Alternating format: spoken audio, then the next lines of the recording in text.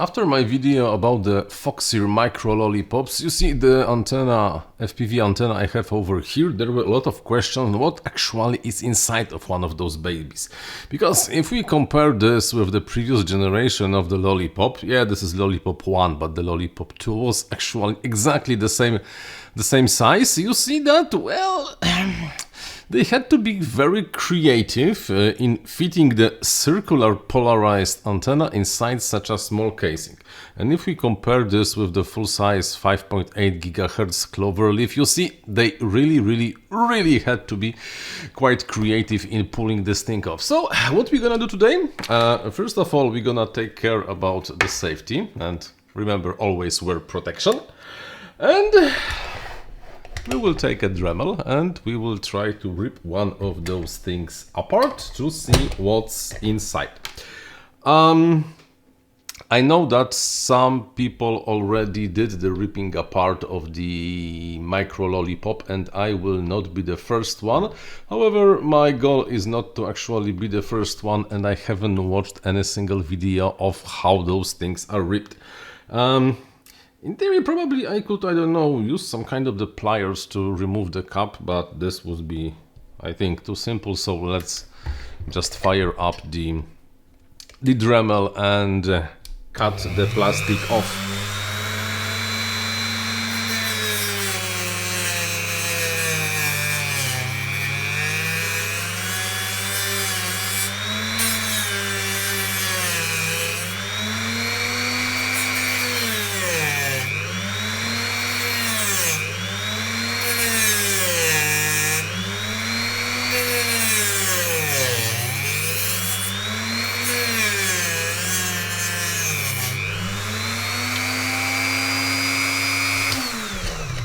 Okay, am I here? Am I there yet?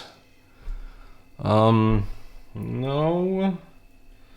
This thing definitely does not want to get separated.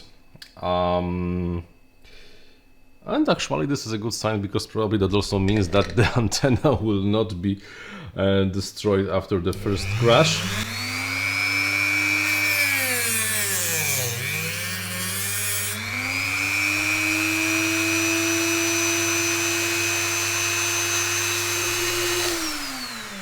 Okay, maybe now. Yeah, okay, one more cut and we are done.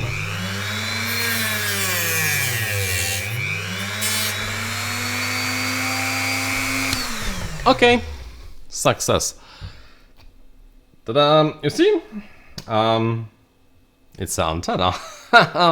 It's an antenna, definitely it's an antenna. It looks like it's, let's say something in, okay.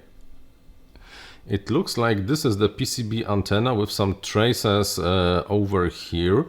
Because the traces are once vertical, no, this is vertical, once horizontal, there is a chance that indeed this is actually a circular polarized antenna. If I would have to be honest, it kinda looks like a next iteration of the pagoda antenna. Maybe not exactly pagoda antenna, but quite close to the pagoda antenna, because you see the, okay, and no, you cannot see this. Looks like this part of the antenna is connected to the ground. This part, the upper part, is connected to the top, the hot wire, so it's actually radiating. And if I will take my trusty El Cheapo caliper, let's measure the length of the path of the antenna itself. Okay, I think I destroyed the antenna slightly over here, so maybe it will not be perfect. But okay, if I will measure this section, so this is 5 millimeters plus 4 millimeters, so we have 9 plus 3, 11, 12, around 12 millimeters. So yeah, each of those sections is a quarter wavelength of the 5.8 gigahertz wave, and looks like there is no continuity between the upper and the lower. But you see, oh, this is interesting over here.